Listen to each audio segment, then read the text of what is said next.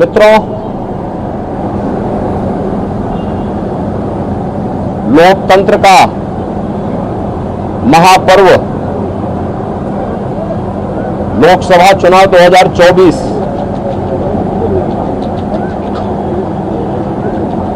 अंतिम चरण का चुनाव आज देश के 8 राज्यों के 57 सीटों पर हो रहा है, जिसमें उत्तर प्रदेश की 13 सीटों पर भी आज पूर्वी उत्तर प्रदेश में मतदान हो रहा है। पिछले 2.5 महीने से अधिक समय से जो देश के अंदर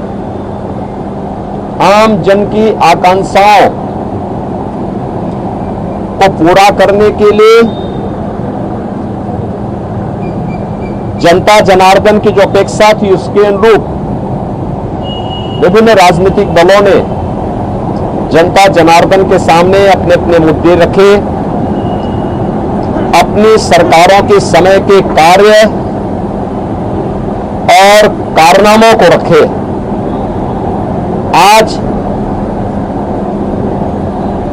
अंतिम चरण में 8 राज्यों के 57 सीटों पर मतदान हो रहा है। उत्तर प्रदेश की भी इन 13 सीटों पर, जो हमारी पूर्वी उत्तर प्रदेश में महाराजगंज, गोरखपुर, कुशीनगर, देवरिया, सलेमपुर, बलिया, घोसी, गाजीपुर, वाराणसी, चंदौली, मिर्जापुर, रावड़गंज, ये सभी सीट्स हैं। इन सब पे इलेक्शन प्रारंभ हो चुका है। मौसम की विपरीत परिस्थितियों के बावजूद भी मतदाताओं ने जो उत्साह दिखाया है, मैं सबसे पहले उन सभी मतदाताओं के प्रति हृदय से आभार व्यक्त करता हूं, जिन्होंने लोकतंत्र के प्रति अपनी आस्था को व्यक्त करते हुए भीषण गर्मी में, टेम्परेचर इस समय 50 डिग्री के आसपास जा रहा है, जो संभवतः कई वर्षों के बाद और कई दशकों के बाद इस प्रकार की स्थिति हम सबको देखने को मिल रही है। लेकिन इस सब के बावजूद भी जनता का उत्साह कम नहीं है, बल्कि वह और भी मजबूती के साथ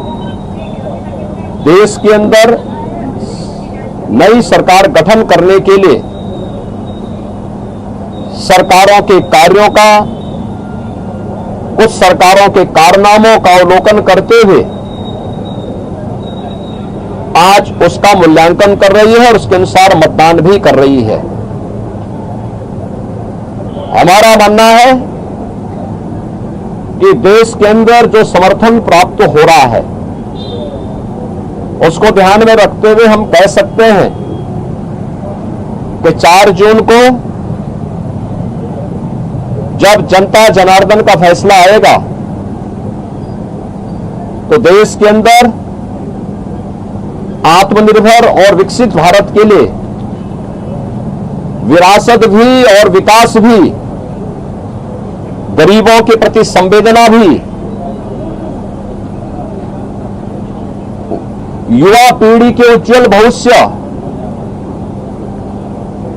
जिन लोगों ने, जिन पार्टियों ने, जिन सरकारों ने काम किया है, उसको पूरा आशीर्वाद प्राप्त हो रहा है और जनता को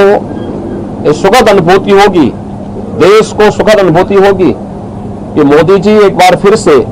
प्रचंड बहुमत के साथ सरकार बनाएंगे। उत्तर प्रदेश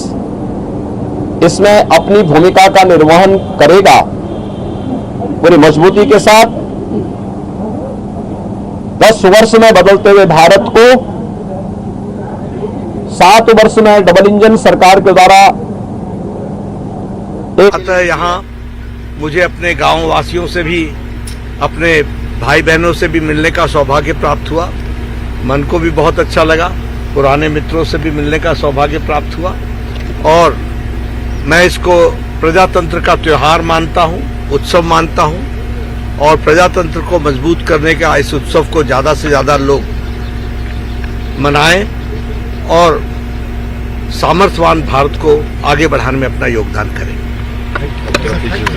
अभी नहीं अब सर थोड़ा सा पीछे हो जाए। सुनील आजा। को भारतीय जनता पार्टी को पूरे देश के अंदर प्राप्त हुआ है, हो रहा है, और आज 7वें चरण में भी पूरे देश के अंदर जो उत्साह देखने को मिल रहा है। अभी प्रातःकाल मौसम बहुत सुहावना है। इस सुहावने मौसम का आनंद लेकर के मैं मतदाताओं से अपील करूंगा कि हमें अब जाति, मत और मजहब से ऊपर उठ करके अपने देश के उज्जवल भविष्य के लिए एक आत्मनिर्भर और विकसित भारत की जिस संकल्पना को मोदी जी ने आजादी के अमृत महोत्सव वर्ष में देशवासियों को दिया है, उसको साकार करने का समय आ गया है, जिससे भारत आज जो देश की सबसे बड़ी, दुनिया की सबसे बड़ी उभरती हुई अर्थव्यवस्था है, यह आगामी 3 वर्ष में दुनिया की तीसरी बड़ी अर्थव्यवस्था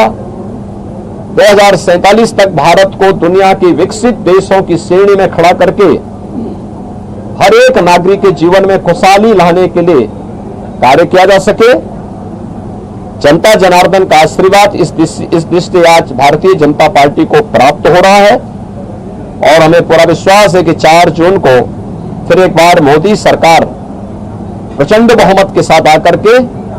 आत्मनिर्भर विकसित भारत की संकल्पना को साकार करने का कार्य करेगी।